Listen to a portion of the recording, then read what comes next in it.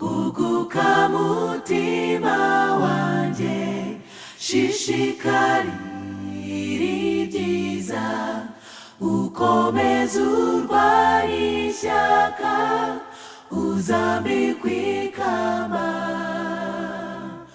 Umwami wawe aragutegereje, yifuza ko mwazabana mu bwami bwe.